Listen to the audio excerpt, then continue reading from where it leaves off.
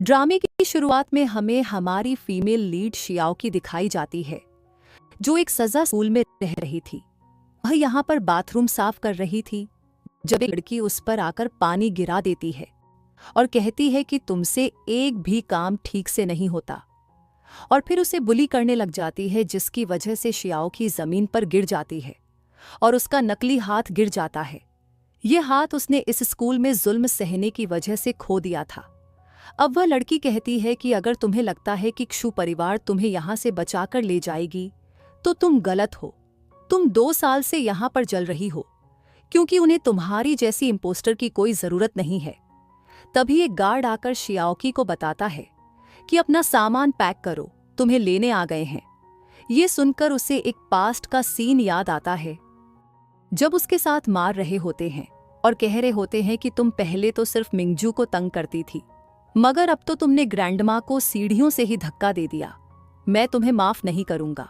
वह कहती है कि मैंने ग्रैंडमा को धक्का नहीं दिया था, यह सब मिंगजू ने किया है। जिस पर मिंगजू कहती है कि मैं इतने सालों बाद अपनी फैमिली से मिली हूं, भला मैं अपनी ग्रैंडमा को धक्का क्यों दूंगी।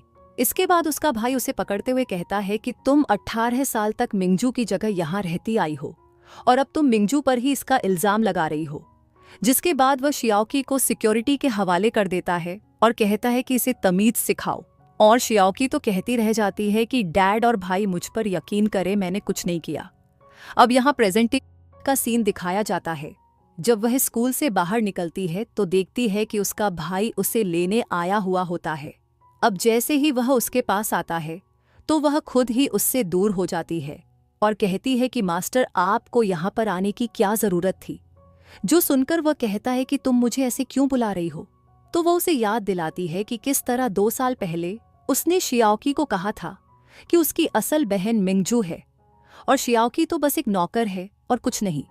अब प्रेजेंट में उसका भाई उसे गाड़ी में बैठने को कहता है तो वो एक नौकर की तरह ही आगे ड्राइवर के साथ बैठ जाती है, जो देखकर उसके भाई को अच्छा नहीं लगता और वह उसे तमीज से पीछे बैठने को कहता है, पर वह उसकी बात नहीं सुनती, जो देखकर वह गुस्से से उसे गाड़ी से बाहर फेंक देता है और कहता है कि तुम खुद ही घर आ जाना, और खुद वहां से चला जाता है।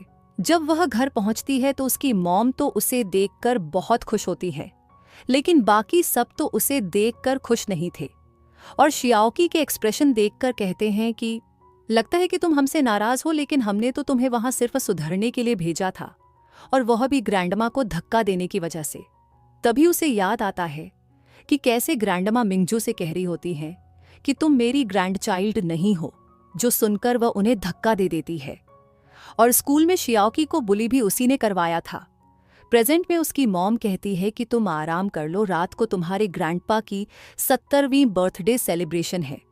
अब रात को वह सभी ग्रैंडपा के साथ सेलिब्रेशन कर रहे होते हैं और शियाओकी का फियांसे याचेन भी वहां पर आया होता है, लेकिन इन 2 सालों में सब बदल गया होता है। उसका फियांसे उससे नफरत करता होता है और जल्द ही उसकी शादी मिंगजू से होने वाली थी। इधर शियाओकी के ग्रैंडपा तो उसे देखकर बहुत खुश होते हैं। सूप को देखते ही शियाओकी को स्कूल का वह गंदा पानी याद आ जाता है जो कि उसकी बुल्लीज उसे पिलाती थी, और उसकी तबीयत खराब हो जाती है। अब उसके पीछे मिंगजू भी आ जाती है और वहां रखी एक बोतल से खुद को ही नुकसान पहुंचा देती है। उनकी मॉम के आने पर वह ऐसे प्रिटेंड करती है जैसे शियाओकी ने उसे मारा हो। ये खबर जब उनके डैड को पता चलती है तो वह तो बहुत गुस्सा हो जाते हैं और ग्रैंडपा के रोकने के बावजूद भी शियाओकी को मारने लग जाते हैं।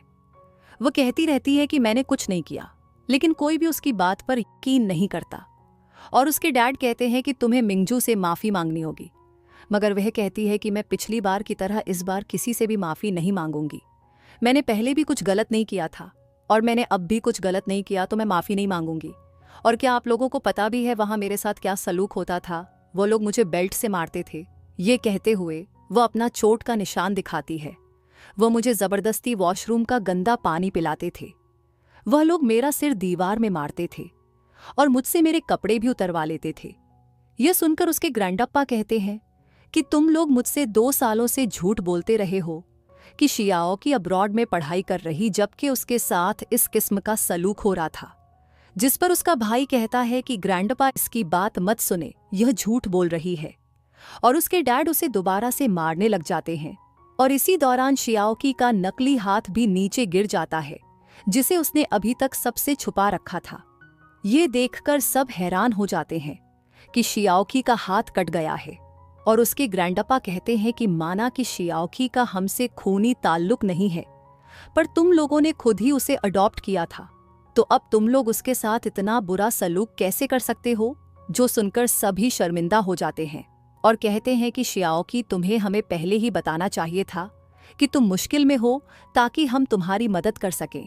वह बताती है कि मॉम, मैंने आपको कॉल किया था, लेकिन आप मिंगजू की बर्थडे सेलिब्रेट करने में बिजी थी और आपने मेरी बात पर यकीन भी नहीं किया था। जो सुनकर वह लोग उससे माफी मांगने लगते हैं। तभी वहां पर एक मेड आकर बताती है कि ग्रैंडमा को होश आ गया है। मिंगजू को डर था कि कहीं ग्रैंडमा मिंगजू की सच्चाई सबको ना बता दें, पर ग्रैंडमा तो मिंगजू को देखते ही घबरा जाती हैं, पर कुछ भी बोल नहीं पाती। और फिर शियाओकी का टूटा हुआ हाथ देखकर तो वह बेहोश हो जाती है। यह देखकर उसके भाई को लगता है कि शियाओकी ने ही ग्रैंडमा को गिराया था, इसीलिए वह उसे देखकर बेहोश हो गई। लेकिन उसके ग्रैंडप्पा कहते हैं कि शियाओकी पर इल्जाम लगाना बंद करो। फिर डॉक्टर को बुलाया जाता है और वह बताते हैं कि गिरने की वजह से ग्रैंडमा फिलहाल तो कुछ बोल नहीं सकती। जो सुनकर मिंगजू तो दिल ही दिल में शुक्र अदा करती है। तभी जियाचिन डॉक्टर को शियाओकी को चेक करने को कहता है। डॉक्टर उसके टूटे हुए हाथ देखकर कहते हैं कि यह तो नॉर्मल नहीं लग रहा, तुम्हारा हाथ किसने तोड़ा है। जो सुनकर सभी चुप हो जाते हैं, पर ग्रैंडपा कहते हैं कि मेरी ग्रैंड चाइल्ड का नकली हाथ टूट गया है, क्या आप उसे बना सकते हैं। और डॉक्टर कहते हैं हाँ। नेक्स्ट सीन में शियाओकी रूम में आराम कर रही होती है, जब क्षु जिंगशेन यानी उसका भाई उसके लिए एक केक लेकर आता है। दरअसल यह केक शियाओकी का फेवरेट था और इसी वजह से जिंगशेन इसकी रेसिपी समझकर खुद ही उसके लिए बनाया करता था। पर मिंगजू के आने के बाद वह यह केक मिंगजू को बनाकर खिलाता था। और एक दफा शियाओकी के खाने पर उसने कहा था कि तुम सिर्फ एक नौकर हो और तुम्हारी औकात नहीं कि तुम ये केक खा सको।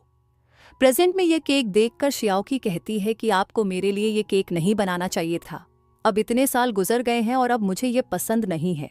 जो सुनकर वह उसके रूम से चला जाता है। दरअसल शियाओकी को अच्छा नहीं लगा था कि जिंगशेन को केक बनाने की वजह से चोट लग गई थी। मिंगजू जिंगशेन को सीढ़ियों से उतरते देखती है तो समझ जाती है कि वह शियाओकी को केक खिलाने गया था, पर उसने मना कर दिया।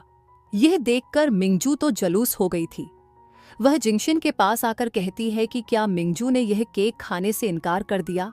आपने तो इतनी मेहनत से बनाया था, उसे ऐसा नहीं करना चाहिए। चले, इसे मैं ही खा लेती हूँ। और वह केक खा ही रही होती है जब जिंगशेन पूछता है कि मिंगजू, क्या तुम जानती हो कि ग्रैंडमा सीढ़ियों से कैसे गिरी थी। जो सुनकर मिंगजू के गले में डर की वजह से खाना फंस जाता है और वह कहने लगती है कि भाई आप इस बारे में क्यों पूछ रहे हैं। वह कहता है कि मैं सोच रहा था कि शायद शियाओकी ने जो कहा है वह सच हो और उसने वाकई में ग्रैंडमा को धक्का नहीं दिया था। तभी मिंगजू कहती है कि भाई मैंने करेक्शनल फैसिलिटी के लोगों से पूछा था और पता चला कि सिस्टर का हाथ इस वजह से टूटा क्योंकि उन्होंने वहां की कुछ लड़का लड़कियों से पंगा ले लिया था और लड़ाई में उनका हाथ टूट गया। जो सुनकर जिंगशेन कहता है कि फिर तो यह सब उसका अपना कसूर है और वह इस सब की जिम्मेदार हमें सबको ठहराती है। जिस पर मिंगजू कहती है कि शायद सिस्टर समझती हैं कि अगर हमने उन्हें करेक्शनल फैसिलिटी ना भेजा होता तो उनके साथ ऐसा होता ही नहीं, और कहने लगती है कि यह सब मेरी वजह से हुआ है। अगर 2 साल पहले मैं सिस्टर से लड़ी डिडी ना होती तो ऐसा ना होता। जिंगशेन कहता है कि जो भी हुआ उसमें तुम्हारा कसूर नहीं था, इस सब की जिम्मेदार वह खुद है। एक अडॉप्टेड डॉटर होने के बावजूद वह तुम्हें यानी एक असली बेटी को बर्दाश्त नहीं कर सकी। जिस पर वह कहती है कि सिस्टर ने जो भी किया मैं उसे समझती हूँ। वह जरूर परेशान होगी कि कहीं मैं उसकी जगह ना ले लूं और जो कुछ उसका है वह उससे ले लिया जाएगा और फिर एक दिन उसे इस घर से निकाल दिया जाएगा। जिंगशेन कहता है कि क्षु परिवार की हर चीज तुम्हारी है, इन सब पर उसका कोई हक़ नहीं है और मुझे लगता है कि वह हम सबको गिल्टी फील करवाना चाहती है ताकि वह क्षु परिवार में अपनी जगह बरकरार रख सके। और देखो, मैं तो उस पर यकीन करने लगा था